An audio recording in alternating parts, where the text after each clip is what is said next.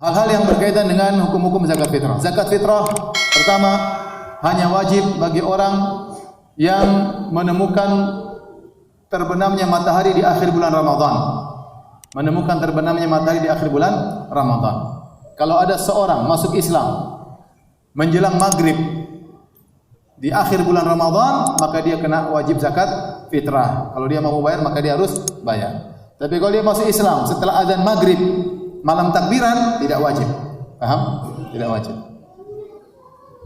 Ada orang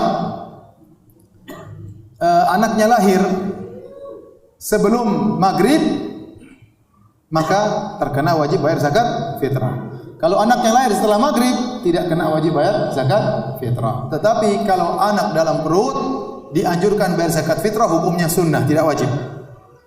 Tapi kalau dia lahir sebelum maghrib, jadi hukumnya apa? Wajib. Dia lahir setelah maghrib, malam takbiran, tidak wajib. Paham? Jadi dia berkaitan dengan orang yang menemukan atau terbenam matahari. Ada orang meninggal sebelum takbiran, sebelum azan maghrib, kena wajib zakat fitrah enggak? Enggak, karena dia meninggal sebelum maghrib di hari terakhir. Tapi kalau dia meninggal salat isya di malam takbiran, dia sudah kena zakat fitrah. Maka orang walinya yang membayarkan zakat fitrahnya. Paham ini? Baik. Ini yang pertama.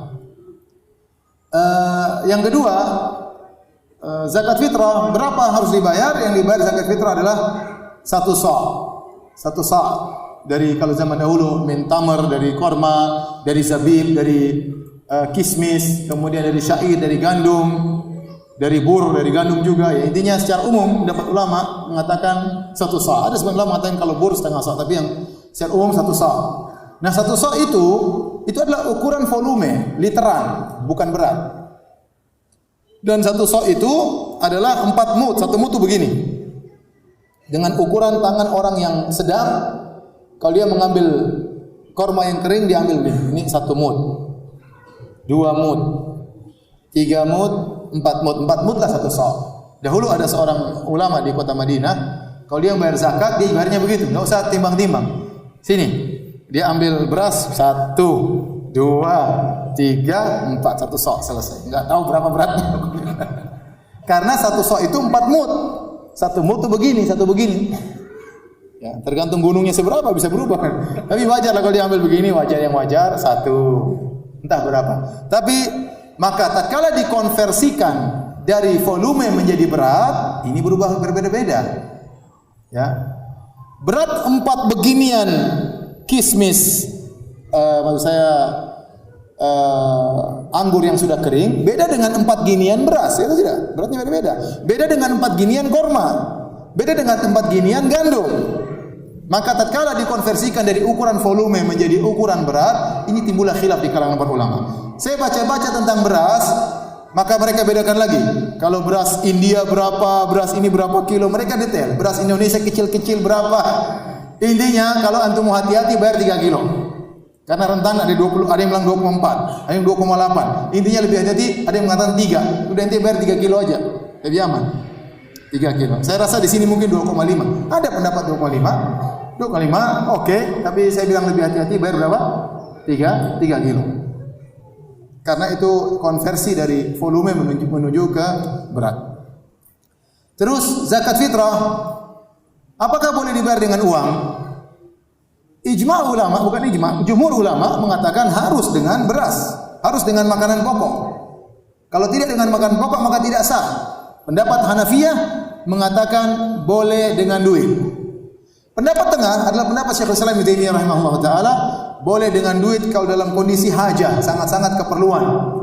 Contoh, kita mau bayar beras, bayar zakat sampai semuanya punya beras. Dia enggak butuh beras, dia butuh misalnya Allah alam bisawab, ya. Ini semua orang punya beras, ya. Dia butuh lauk misalnya, ya. Tidak butuh beras lagi, ya. Allah alam bisawab, tapi lebih hati-hati. Saya katakan lebih hati-hati adalah dengan beras, karena pendapat 3 madhab, bahkan mereka mengatakan tidak sah kecuali dengan apa? Beras. Kecuali dengan beras. Contoh, kita nggak bisa bayar dengan beras. Contohnya ada satu kepulauan atau suatu tempat kita kirim beras, nggak bisa ke sana. Ya udah kita kirim duit aja. kirim duit, mungkin beli beras nggak sempat, ya udah bagi duit. Kalau memang dalam kondisi tertentu. Tapi hukum asal kita berusaha bayar apa? Beras. Nah, kalau ada orang, kita petugas amil zakat, ada yang bayarkan uang, kita bilang, ini uang saya mau belikan beras ya. Jadi kita tetap bagi apa? Beras.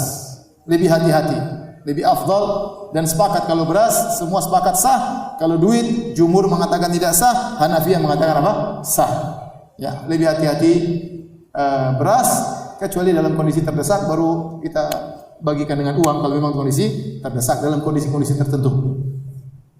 Kemudian kapan dibayarkan? Dibayarkan boleh sehari atau 2 hari atau 3 hari sebelum lebaran, boleh. Jadi kita boleh keluarkan zakat karena sekarang distribusi enggak mudah. Kita boleh distribusi zakat misalnya hari ke-29 boleh, hari ke-28 boleh, hari ke-27 boleh. Terutama mungkin perlu, tapi kalau paling bagus yang menjelang lebaran. Kalau memang kita merasa mampu untuk membagikan di menjelang lebaran, itu yang terbaik. Bahkan yang terbaik adalah sebelum kita sholat Id.